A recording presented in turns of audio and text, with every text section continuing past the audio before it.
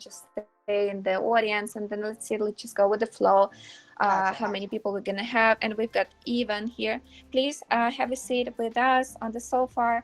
Yes, perfect. Hello, Evan. Thanks for being on time. The room is still private. We are calling all the speakers, and I see that Elena is here in the app. I mean, she's going to be joining shortly. Let me just Hi, call. Evan. Yeah, we can hear you. Awesome. Thank you. I'm not sure what happened to David, but I'm expecting him to register shortly and to join, just in case we can start without waiting for David. But let's wait for Elena a little bit and for Gunther. And one more question. During the Q&A, do you call on people to answer questions? Do you mean myself or, yes. or the moderator? Yeah, like does the moderator grant permission, or myself? It will be better if you can announce, please. It's time for the Q&A. Whoever has a question, you can join. We can let some people sit on these blue sofas and chairs, right? And Elena is here. Please tap on the stage and sit next to us, Elena. And so yes, like last 15 minutes, we can just ask the audience, right? It's time for the Q&A. Whoever has a question, please join the stage and ask a question. All right, so Gunther is not responding at the moment. Stefania, do you mind assisting me with asking what happened to Gunther? And we have to start. Okay, I'm opening this room. And Ivan and Elena, thank you so much for being on time. Can you please switch your videos on, and I'm going to open the room. Sure. Thank you. Okay, Hi, the room guys. is now private. Public, sorry. Awesome. Hello and welcome to Connect.Club at United Metaverse by Connect.Club. We contribute to the metaverse future by sharing our knowledge, observations, and insights to help people and businesses develop a strategy for the metaverse. To join the United Metaverse Club, click on my profile, and there you will find a link. Once you've joined, hit the bell and next event of our next Connect Club. There are a few guided Connect Club events, and please stay off. You can join with the blue. We don't have Dr. Gunther and David Rock yet. They might be joining us in a little bit. But let's get started with company that reaches over 30 million people per month. It's a product discovery platform that I've been full-time on since 2012. We work with Fortune 500 brands. We've worked with over 6,000 creators from Kickstarter and Indiegogo. I'm also an investor and advisor in 3 other tech companies. They can happen and post on a month, like 4.5 years now.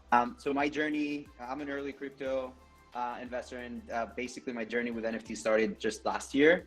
And I saw the gaps in the space, and I came up with the idea of Mintify, quickly assembled a team, and we've launched an MVP of Mintify within 60 days. And we're currently rolling out a bunch of features that are gonna get our members excited. And yeah, just want to say thanks for having me. Thank you guys for introducing yourself.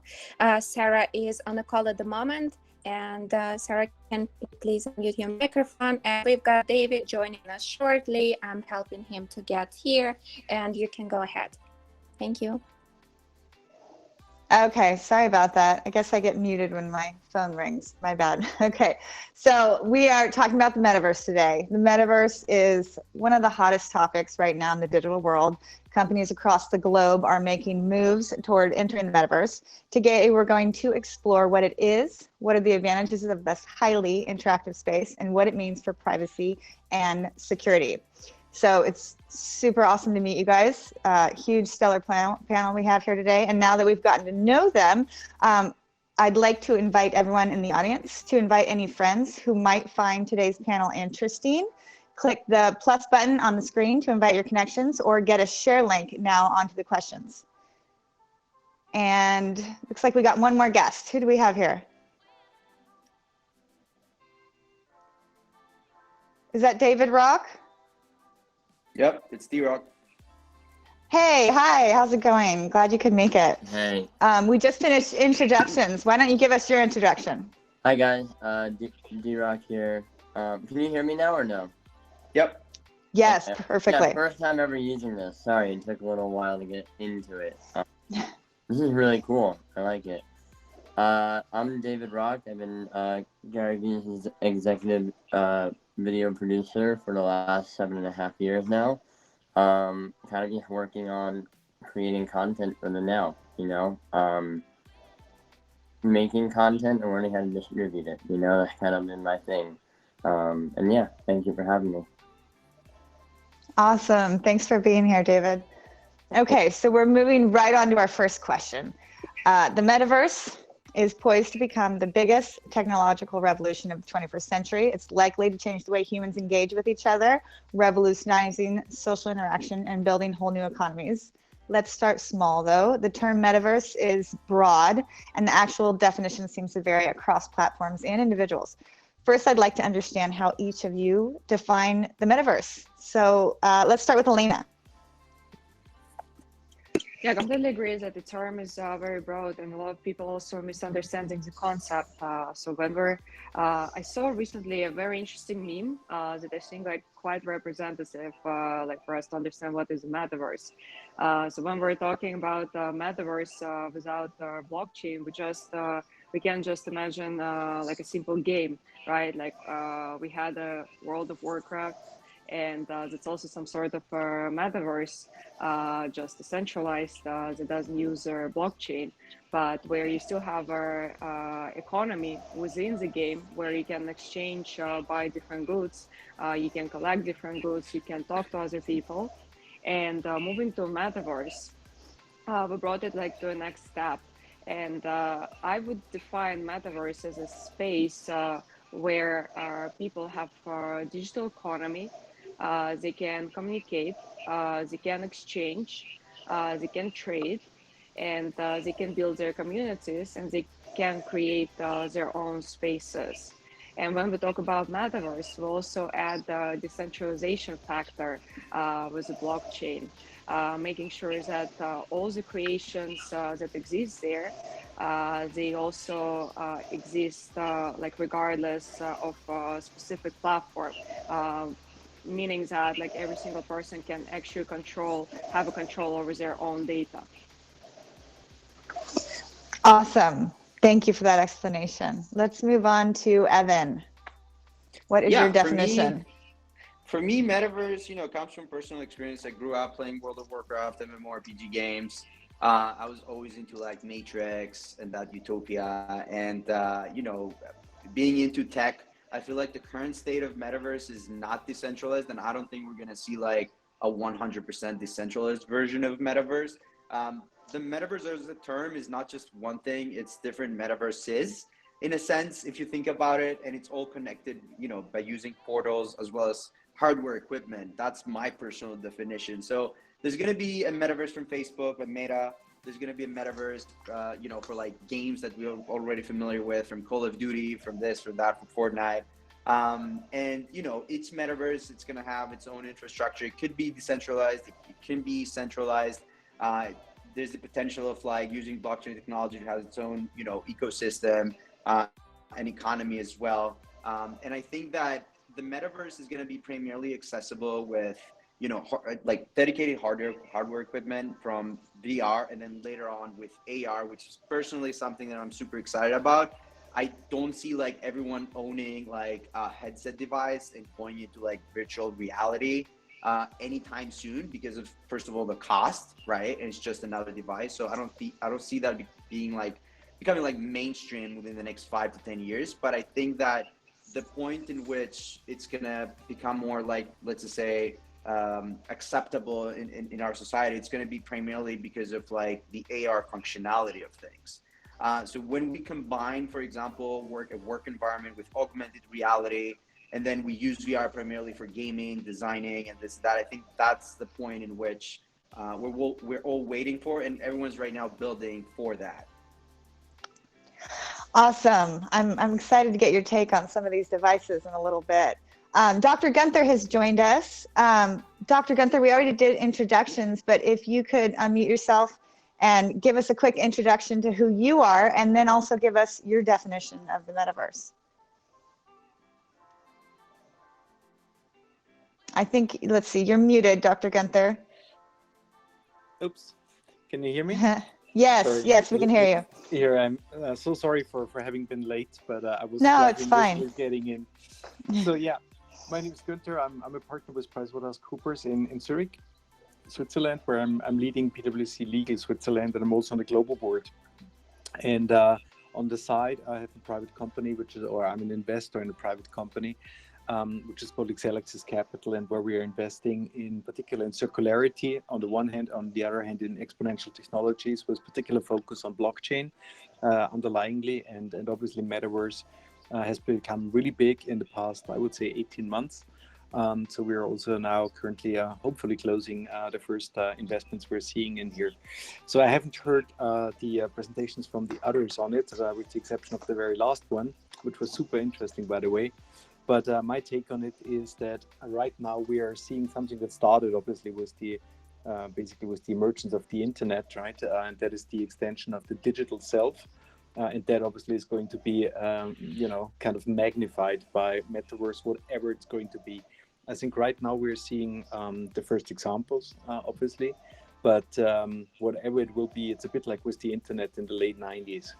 When you asked me back then, I was saying, well, maybe, it could be this or the other thing, but there was no Google, there was no Facebook, definitely no Meta, and so forth. So I think right now we're having some first glances, but the reality is just going to be amazing. Yes, I'm so excited to see how it turns out. David, let's get your take on what the metaverse is. Yeah, I mean, listen, we're deep in the world of NFTs right now. Sorry, someone was calling me.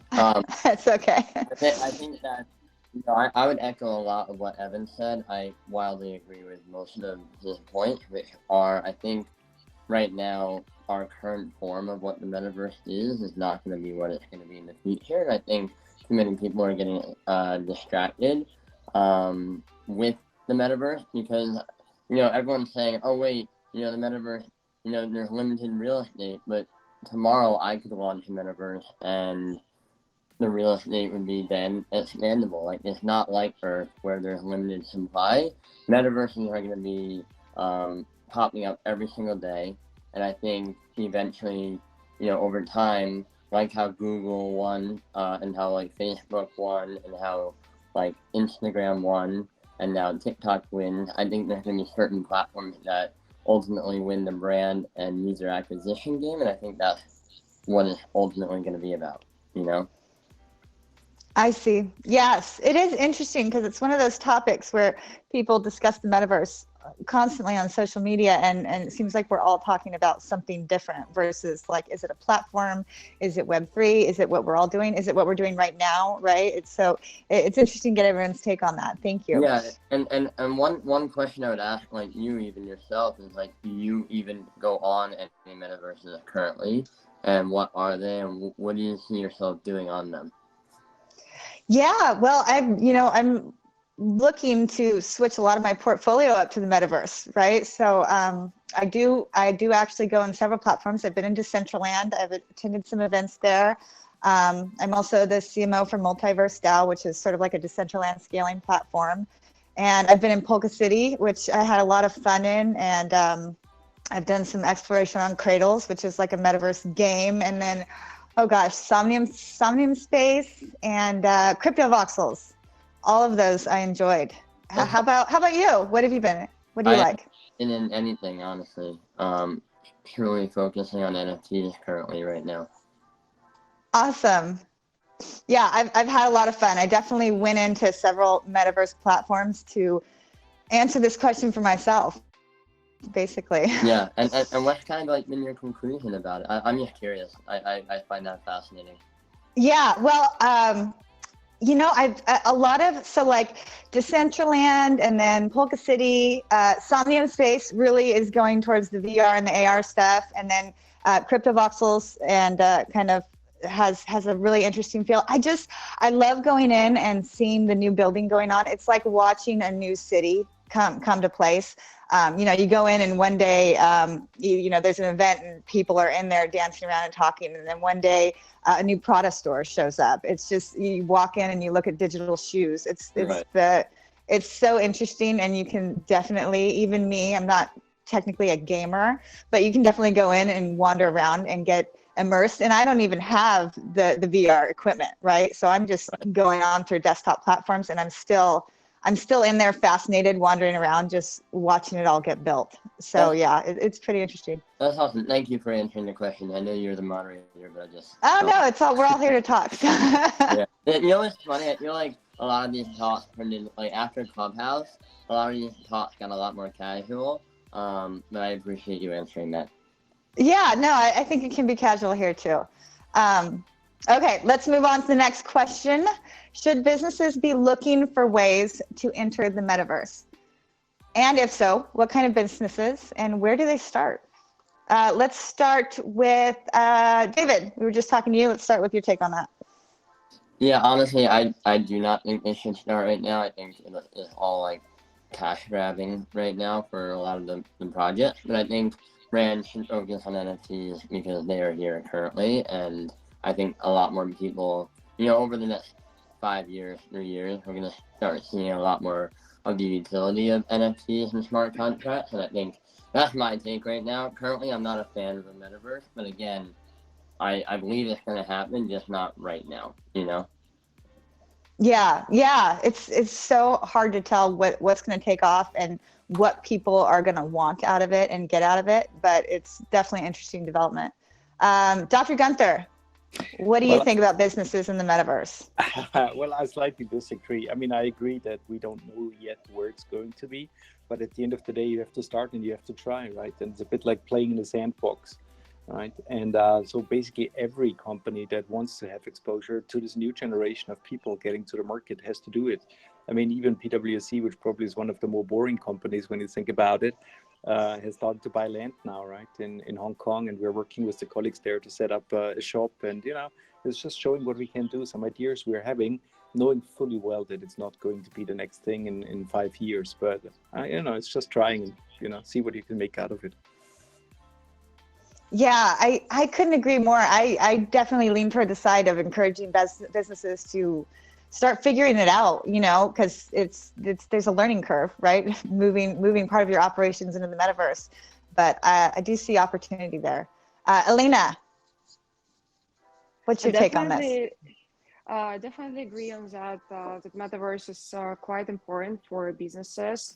And if you look, for example, from like a concert organizer's perspective, right now I feel like pandemic changed the rules of the game completely. If before we imagine a concert for like, let's say 100,000 people, right, for like some famous celebrity, for some famous artist, we still have so many fans, like millions of fans, who cannot visit this concert for different reasons. Maybe they don't have a visa, maybe flight tickets are very expensive, maybe just tickets for a concert were simply sold out. And Metaverse opens opportunity for public to participate in this kind of events. And like concert is one of the kind of like common examples for people to understand the concept. So now, let's say some celebrity, let's say Maroon 5, they can have a concert and host like millions of people from all over the world, and give this part of engagement to their fans who want to join and listen to their famous artists. Outside of concerts, we have a lot of galleries. And for example, here in New York, we have so many small galleries. And of course, they're always limited to a number of people who are already in New York and can visit their gallery. But now imagine they can create their digital copy and place it in the metaverse. How many people can actually visit this gallery? It's already a completely different number. It can be millions of people just passing by, attending this gallery. And I'm also like a very big fan of connecting Web 2 and Web 3 in the sense that, let's say it's a New York City event. And we have, I don't know, let's say 100 people attending this event, the gallery in New York City. And we can have 1,000 people joining the same gallery event, but in the metaverse. and we can project this party in the metaverse to a gallery in the New York City, so people can actually communicate with each other. So we can have our offline crowd and we can have online crowd engaging, and that's a really great opportunity that metaverse is giving to people. We also see other companies creating their digital office. For example, my consulting company, I already mentioned, we are in the 15 different countries. And for us, like such a thing as a team building is nearly impossible because we cannot fly everyone to one single location. It's quite difficult. We're still in the pandemic. There are still so many restrictions. And even outside of it, I already mentioned, there are a lot of different factors why people cannot simply take a flight or to be in a certain location. But now we can have the gatherings in, let's say, Decentraland, right? And all the team members can meet virtually, but they can also have some sort of like offline experience that was placed in the metaverse. And I do believe metaverse gives a lot of freedom to people who couldn't just simply hop on the plane and be in another country. Now they can also check out different locations, they can engage, they can interact, and they can have a better virtual experience from a professional side as well as from personal, like on a personal level. Yeah, I couldn't agree more. I think concerts and sporting events and even like esports events are going to be one of the first use cases that's going to draw crowds to the metaverse. I have gone inside, I think it was Decentraland during a concert. And, you know, of course, it's not the same as being in person, but it's a concert that I was never, ever going to attend in person, right? So I was able to go and socialize and have sort of an event right from the comfort of my own home. So definitely a draw. Definitely, I think probably the starting point for a lot of these metaverses is to host these events, and then the rest of the use cases will probably follow. Let's see. You guys are hopping around and confusing me. I think Evan is next. Yeah, okay. I took your seat, right? So I think that you should really ask two questions. First one is my target audience in the metaverse right now, and if so, how big is it to justify an investment? And the second question, how much is it gonna cost? Because really, if you have to think about, you have to think of metaverse like you were thinking of a website back in 2002, 2004. You could have a website, but what about traffic? Right, like you can spend tens of thousands of dollars, especially if you find one of the early on web design companies back in the day. You can spend like $20,000 for a website, but then there is so many, moving on to like 2010, 2015, and today, there's just so many companies out there as well as tools that you can really have a website with just a few $100s. If you want to hire someone, it's going to be like a couple of thousand, no more than that for something that's not complicated. So I think that if most of the businesses, small, medium, large businesses, take this approach, they can easily ask the question of whether it's the right time or not. For 99% of the businesses, no, it's not the right time because it's costly, it's expensive. There aren't like companies out there that can help you with the infrastructure. And the ones that are out there, they're just gonna, they have so much work to do, basically, so many customers that they're just charging ridiculous amounts of money, which is normal, right? Nothing wrong with that. But if you have a pharmacy, for instance, right, why would you create, for instance, a digital version of your pharmacy on Oculus, right? It wouldn't make any sense. 5 years down the road, absolutely. If you have, potential customers that can shop online, then yeah, it makes sense, 100%. So it's whether your target audience is there and whether you can afford it. Interesting. Yeah. I agree with you that there's some businesses that are never going to need to be in the metaverse. It's just not necessary for everyone. But yes, thank you. Okay, I wanted to real fast jump in here. I'll remind the audience to invite friends by clicking the plus button or share the link to anyone that you think might be interested in joining the remainder of this panel. And I also want to let the audience know that all the speakers and active participants during this session will get an NFT with exclusive access to the Connect.Club private Discord channel. After the event, send your Ethereum wallet address to get your NFT. To send your Ethereum wallet to receive an NFT, go to the main menu on the left bottom corner and click on the question sign in the right bottom corner. There you can send your ETH address to the support. A great way to interact with speakers is to tap on the emoji and give them a thumbs up or a star. I'm not sure what comes up, and let them know you're interested and like what they're saying. All right, question 3. Let's go on to the serious privacy stuff. Okay, the metaverse can be expected to collect, store, and rely on more personal data than ever before by unifying currently separate, personalized digital experiences that range from shopping, virtual travel, entertainment, and information gathering. Metaverse companies could potentially combine and aggregate vast quantities of data that influence every aspect of our lives. What are your concerns for privacy in the metaverse, assuming it takes off, and what steps do you think can be taken to solve them, if any? Let's start with Dr. Gunther on this one. Sure, happy to do. I mean, the honest answer is yes, it's starting to happen. On the other hand, it's again, kind of going back to what I said before, we have to strike a balance, right?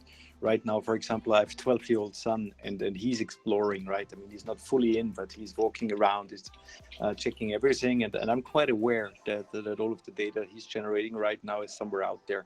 Ultimately, I hope that it will go down to solutions we are starting people to create in especially blockchain-based and then crypto worlds, where the same kind of ideas apply, right? But people are saying, look, you don't have to know who I am until, you know, I'm making a transaction or whatever.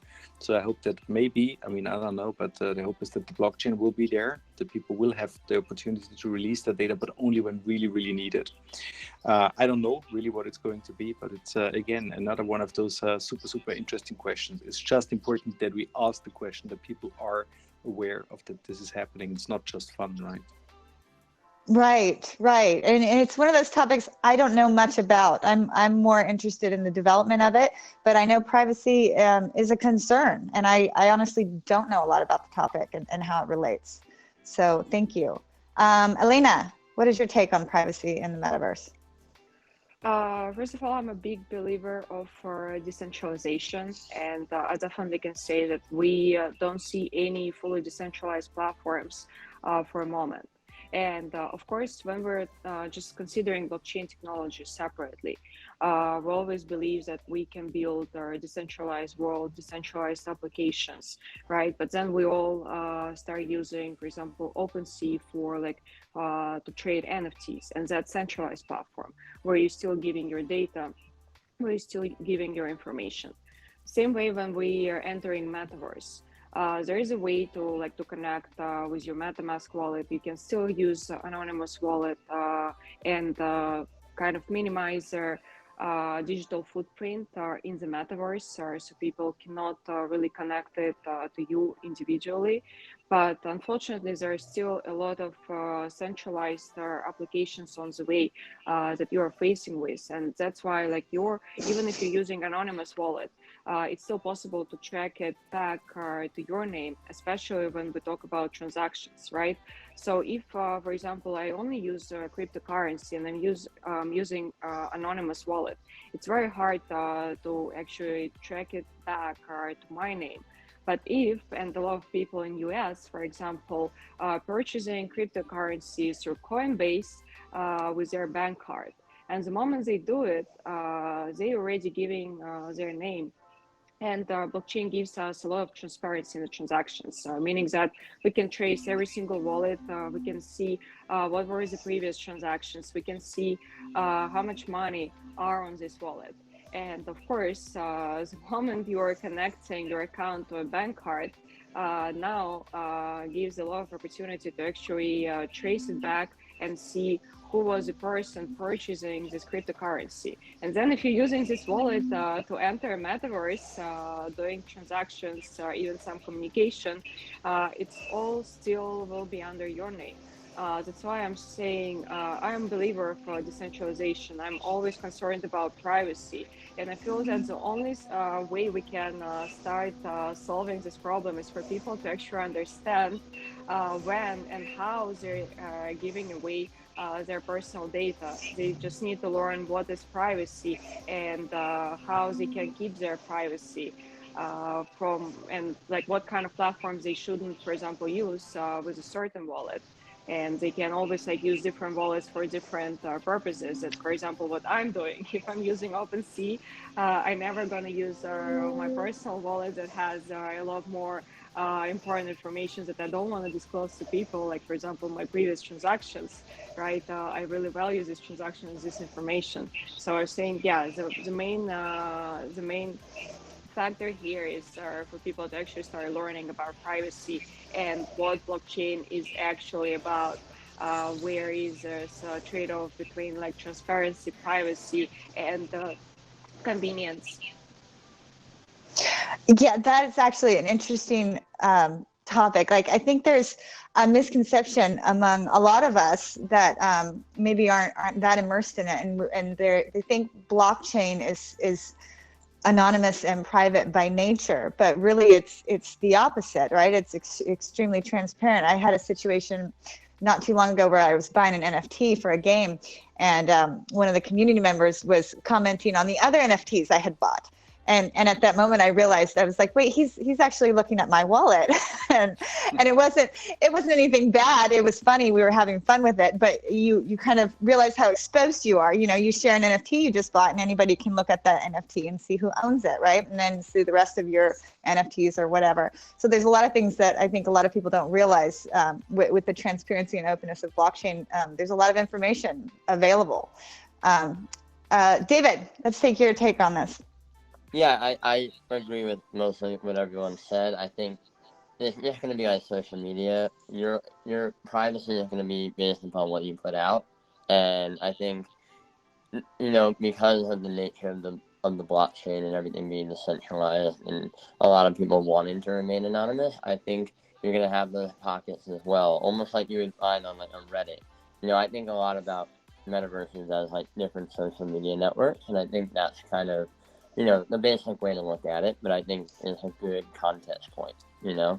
I think we might have 5 metaverses that we end up checking on a continual basis based upon our interests, like TikTok, Snapchat, Instagram, Facebook, LinkedIn. I think it's very much similar to that. Yeah, that's a good point, because there's so many people that take care to stay completely anonymous on different social media platforms, and they do it well, and then there's others who just simply don't. So yeah, interesting. Evan.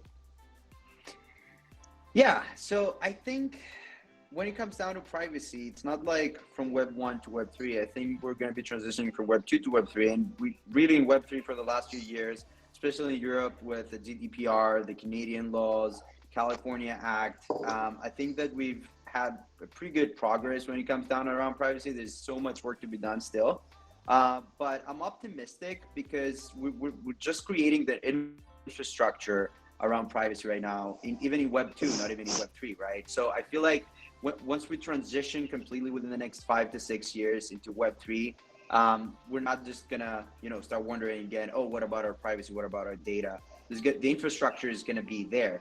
With that said, I don't think that Web3 and metaverse in general is going to be, like I said earlier, 100% decentralized. I don't think it's sustainable. I don't think it's scalable. The KYC part, know your customer part, for the big brands that are involved in this space, it's mandatory by the governments. And if you want to have a US based or a company based in Europe, for instance, and pay your taxes and make sure that you're doing it in a compliant way, and you don't want to, you know, just keep fighting in courts, you got to go through KYC. And I don't think it's an option for the big companies, and not even for the companies that are being built today and that they're going to be big in the future. I think that if you're into Web3 today, you're launching a platform, you're launching a project, you need to do it in a compliant way.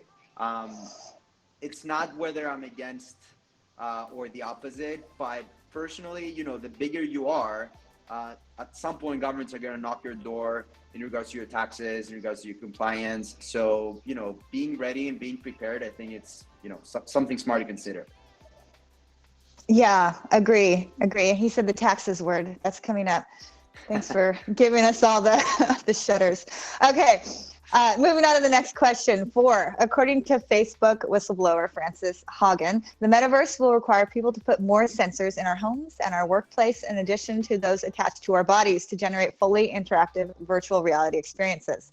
A metaverse setup may include added gear such as headsets and AR glasses, which could present major privacy threats by bringing live cameras and microphones inside our homes and offices. This poses some challenges from a privacy point of view, as it would give these sensors unprecedented real-time insight into the everyday lives of individuals. Could the hardware needed to access some metaverse experiences turn into yet another way for individuals or even governments to spy on us?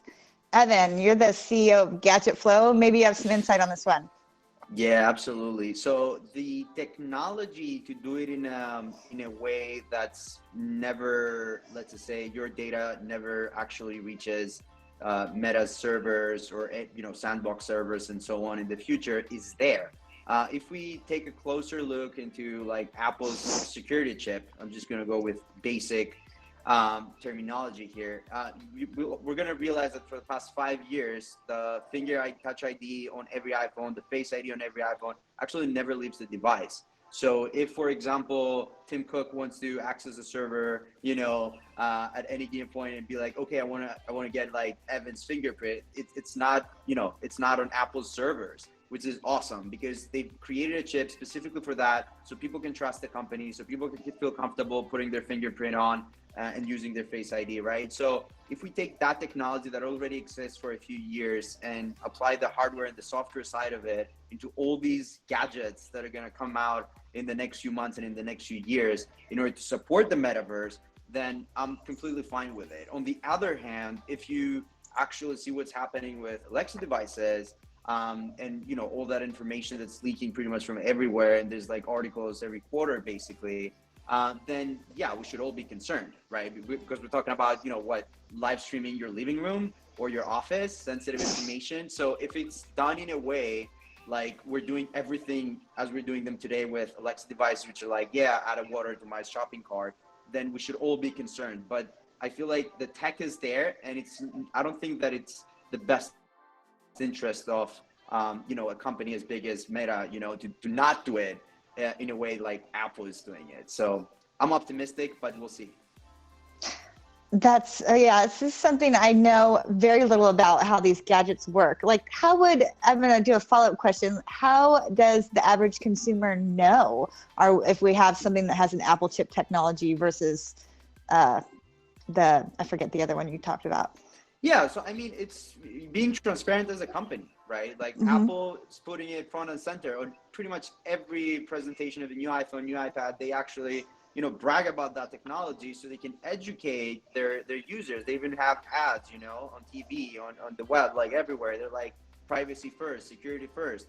So, the more they do that, the more you get people like, understanding how this works and perhaps even Googling about it and learning more, but it's something that we all need to get comfortable with. It's not something that we should, just leave Facebook decide. I think that what Elena said about, decentralized organizations, that's awesome, but that's for new companies, right? So if there was a metaverse version that's like built on a DAO and it's a game and it's a marketplace, absolutely, that's fantastic. No one owes the data, developers using it to create features around it. That's like a perfect utopia in a sense. But when it comes down to like Meta's version of metaverse, right, it's a different story. And we have to go back to trusting Facebook. It's like trusting the Facebook login, right? When it came out, no one actually asked themselves, oh, does that mean that XYZ website that now has access to my Facebook account can see my friends or my personal photos? No one asked that question back in the day, right? So I feel like we're going to kind of go through a similar scenario here. And at first, everyone's going to be like, yeah, I'm going to jump to the metaverse. And then we're going to, after a few months, after a few years, there's going to be people that are going to be like, oh, does that mean that I can actually hack my camera or sensor in the living room and see whether I'm there or see me live, right? Awesome. Thank you for explaining that. Dr. Gunther, what's your take on this?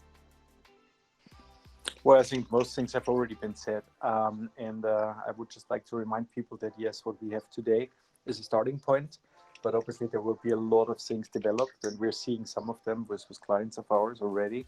And that's just going to be, a big challenge as people are getting into it. But as said at the very beginning, we have to be aware of it. We have to be careful and, play a little, yes, but don't overdo it. Yeah, interesting. Elena, do you have anything to add to that? Yes, for sure. I disagree with some things that Evan mentioned about Apple. So, for example, I don't believe their privacy and whatever they're trying to make other people believe. Of course, have you ever tried to discuss some specific products just near your iPhone and then, I don't know, look up at your Instagram or some other social media and check the ad campaigns that you're receiving? Your iPhone is listening to you. I know that there are ways you can also like improve settings. You can disallow like them to gather this information, but unfortunately, it still happens. If you use a centralized application, centralized media, big corporation, no matter like if they say that your data is secured, it's not. It doesn't belong to you. It belongs to a corporation. You sign all these user agreements, and I'm pretty sure no one ever read them. But there are a lot of clauses regarding your personal data usage, and that you're actually agreeing to. And for this reason, for example, me personally, like I'm never going to use Meta because I'm not giving up my data to a centralized corporation, especially data that not only related to like my consumer choices, my financial transactions. This data actually connected to like the way I behave, right? It's my body movements, it's my home, it's my personal life, it's a complete intervention into my privacy. And having worked as a data analyst, I know what this powerful data can actually do with the society. It can be used for like a mass propaganda. It can be used for brainwashing. It can be used for even predictions. If you look at all the numerical data, and the more you collect, the more possibilities you actually have to predict your decision. If for example, I lived in China, and I know I don't know if you're familiar with WeChat. But WeChat collects so much data. It's a messenger, it's a payment application. You can buy tickets there, tickets for everything like events, trains, flights, book your hotels, or do any other reservations. So basically all your life is in one application. And China knows everything about you. They even know, like, if, for example, you have a partner and you broke up with this partner, they know who will be the next person you are messaging right away. They know who is your closest friend. They know at what time you're entering subway on a daily basis, at what place. They know what kind of goods you're buying. They know when you're going to a bar, how much you drink, how much you like consume some other products. They know everything about you, and this data actually allowing them not only to make predictions about your future decisions, but also to manipulate your future decisions. And that's why I'm a huge advocate for, again, decentralization. And I want people to start realizing what personal data actually means, not only for them on individual level, but for community and society in general, because the more of these data points you aggregate, the easier it is to manipulate community. This is true and a kind of a big dollar topic right now. Data is so valuable and for sale everywhere. And, I myself have experienced that eerie feeling where I'm talking about needing new tires, and then all of a sudden I'm getting tire coupons on my Instagram feed. So yeah, there is something weird going on that I don't understand, but I have heard all of this and seen it. So thank you. David, do you have anything to add to this? No, I mean I know like China WeChat and everything, but that's a dictatorship, and I feel like that's not as relatable to what we're going through in the U.S. But other than that, no, I feel like everything else was very well said. Awesome. Okay, so we're moving on to another topic in the privacy and security, and that would be cybersecurity. We might have already covered some of this, but you guys can fill in the gaps if we haven't. The metaverse's cybersecurity legal challenges are said to be similar to those posed by the internet, which reflect those of society in general. Some experts say the metaverse is likely to give rise to entirely new cybercrimes due to its unique infrastructure. As more businesses are developing plans to move into the metaverse, how concerned should they be with cybersecurity? Let's start with Dr. Gunther and get the legal side of things. That's the easy part, huh? No, I mean, obviously the answer is you have to be very, very careful because obviously it's a rather new threat. I mean, it's been old, but in the past 5-6 years, I think it has become very prevalent, and also in terms of who is responsible for what. So again, I'm only a European lawyer, so I can't comment on the US and Asia and so forth in detail. But here, it's really on the board level in most instances, sometimes executive management, where if something goes wrong, that's where they're hitting home. And they're not just hitting home at the company, they're hitting home at the people, right? That may be a compliance officer, that may be the CEO and so forth. So I think that very subject is critical. And all the consequences are as well. Thank you. And we've done this topic a lot, so I'll just open it up to any three of you that want to add to cybersecurity and what we should be concerned about. Yeah, I can add something real quick. I think that what's important to consider is like in the Web2 space, which is primarily like interacting with platforms, other people, social media, networks and so on. If there was a data breach, it was primarily like, your password, excuse me. It was like some sensitive information, but we don't see every day like a potential breach of like a bank or like an investment company. They're not that often. If that happens, all they take is most of the time like your email and some basic, still sensitive information. When we think about Web3 and the metaverse, you have to understand that if the blockchain tech in general and the technology around wallets and NFTs becomes mainstream, and it will happen, there's no doubt, eventually, we're actually talking about, actual money. So that's the scary part around cybersecurity and the state of Web3 right now. It's been like technically less than like a couple of years that we're, transitioning into like the Web3 space. And there's just been so many hacks around Discord, compromised MetaMask wallets, honeypots, and hackers are just getting smarter and better every single day, right? So if we take that into consideration, I think that every single company's #1 priority that enters like Web3 and Metaverse in the next few months and in the next couple of years should be cybersecurity first. Otherwise, they're just opening the door to like chaos, and they can ruin their companies by wanting to like just be, by being first in the metaverse, they might actually harm and ruin their companies because they're not going to do it in the right way. So my recommendation would be definitely prioritize on cybersecurity. I think that personally things are going to be a bit more fragile than in Web 2. There's going to be regulations, there's going to be security companies around it. But we're still far off from like feeling comfortable in the Web3, space right now. Interesting. Yeah, it does seem that those that race to be first often fall off first. So good suggestion there. Before we go on to our last question, I was just going to ask the audience if they have any questions about cybersecurity, privacy, data, anything related to that. You can just raise your hand in the audience if you have a question you want to ask. I also wanted to add a little bit in terms of cybersecurity. I believe like in the Web2 space, a lot of people, they used to rely on corporations, right, to take care of all the security issues. If you store money at the bank, you know that there is some insurance deposit. So if the bank is being hacked and it's it's not your fault, right, bank gonna reimburse you money. And a lot of people right now are switching into Web3 space, and they're not storing their seed phrase in a secured way.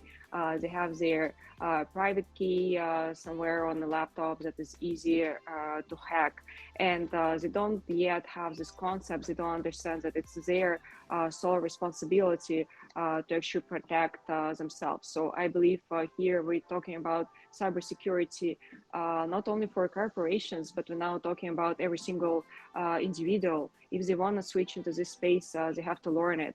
And that was also one of the reasons when we designed Flashback, we designed it in a way that we're starting with a web tool and we're bringing people to a Web3 space. We start slowly educating them about ownership of their data and how to protect their wallet, how to protect their NFTs. But we're still in the transition from a web tool because that's the most like convenient and easier way for a majority of audience that don't know like about MetaMask, don't know about crypto. We want to make sure that they onboard smoothly and start learning about their personal data and how to actually protect their wallets, their NFTs, and their crypto. That sounds like a useful strategy, something that probably a lot of businesses can learn from. I think they often think they have to jump right into Web3, but maybe slowly transitioning their user base from Web2 to Web3 is probably the safest way to go. I think we have someone from the audience to ask a question. Tejas, is that how you say it? Yeah, Tejas. Tejas. Hi guys. Tejas. So I think Elena made a valid point because I think she's from the data as a data analyst and being in China because WeChat actually came to India as well, and they weren't really that successful in capturing the market, and at the end of it, they were really banned due to security reasons. But the point she made was quite curious to me because we get the whole decentralized aspect of it, but then where do we draw the line where uh, we can keep anonymous, we can keep the people anonymous, but yet also have some kind of link to the say the respective owner or whoever. So like where can we draw the line from your perspective of being a data analyst? I feel like we can like a line is kind of a very vague definition in this case. I believe it's should be a personal responsibility, like for every single individual to decide at what extent they want to disclose their data. But they need to be like fully aware of what they're giving away, like what kind of data they giving away to like centralized platforms, right? To maybe a government or to maybe a corporation or to any other institution. People need to understand what it can lead to. And that's why I feel like we are lacking a lot of education in the space in terms of like education on the privacy topics, why it is important and how to protect yourself, how to protect like your family, how to protect your community. But I feel it's like we cannot say like we're driving line like it's this certain way, like we're disclosing our name and we're not disclosing our profession, right? It's still something that people have to decide on every single individual. But I just feel like this decision should be based on actual knowledge, on actual experience, on actual facts.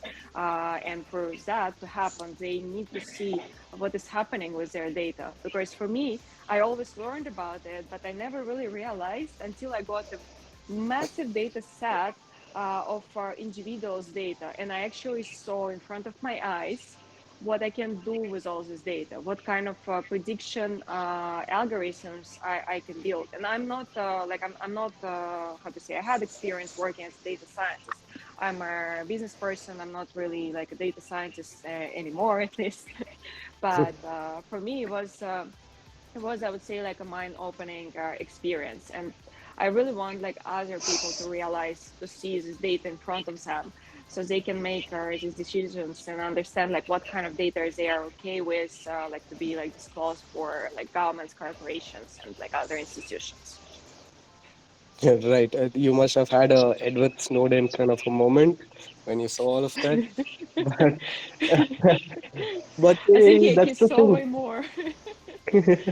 But that's the thing, right? We are so held up on being decentralized, but then how do we have accountability at the end of it? Right. Because that is one of the major reasons why I think major concerns for the government as well. But like, how do Exactly. you have people, you know? have accountability, because anything being decentralized has its perks as well. But there is. I don't think it's that easy to find that sweet spot where both can correlate and coexist. But it will be interesting to see how this turns out. Yeah, I have a lot of papers on DAOs, on different I wouldn't call it like entire government structures, but like communities where people actually can transact without the government being like necessarily involved. And I'm like a big believer of financial freedom. I don't think we need government to print money or a Federal Reserve to print money. We have Bitcoin, we have decentralized currencies, and that's a very big step for us to take control over our finances and over our life. If we achieve financial freedom, we are the ones who can make decisions. We're the ones who have control over things that are important to our community, to society, right? Because right now we're giving away our money, we're giving away our will. We're not participating in the decision making process, and then we have to go and protest. So that's, I think, like important part, like for people to start realizing that control like over their data and financial freedom, probably a first step. But I cannot imagine the situations that like we're reaching complete decentralization. Maybe like in the hundreds years we can go back to this discussion, but unfortunately there are still a lot of people that don't have knowledge, they don't have understanding, not like about privacy, not about centralized structures, not about data privacy, security. They're not there yet. They have more urgent problems or that are happening with them at the moment, and that's not even a step that they're entering. That's not the stage that they're entering. So I would say like it's kind of like we're talking always about the ideal world, right? About the complete decentralization, but it's not happening anytime soon. The only thing that we can actually like achieve at the moment is maybe to gain more financial freedom, maybe to gain more control over our decisions, over our data. But we cannot yet take full control, unfortunately, because there is no such a structure, and it comes also with a lot of like disadvantages and a lot of controversy. So it's a very open question. I don't have an answer for it. I can advocate for decentralization, but at the same time, I understand it's not yet happening. You're right. Thank you for your thoughts on that. I always wanted to have a direct discussion with a data analyst or like anyone who's actually seen and been there and experienced it, just to get their perspective on this. But I think you have a very fair point on it. So yeah, thank you. Thank you. All right, we are almost out of time. Does anybody else in the audience have a question for our speakers? We'll skip our last question and move on to the audience.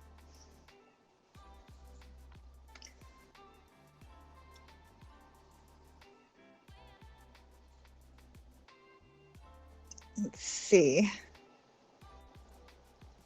No? No. Okay. All right. So that was our panel for today. Thank you, Dr. Gunther, Elena, David, Evan. Thank you for joining us. That was extremely informational. I appreciate it.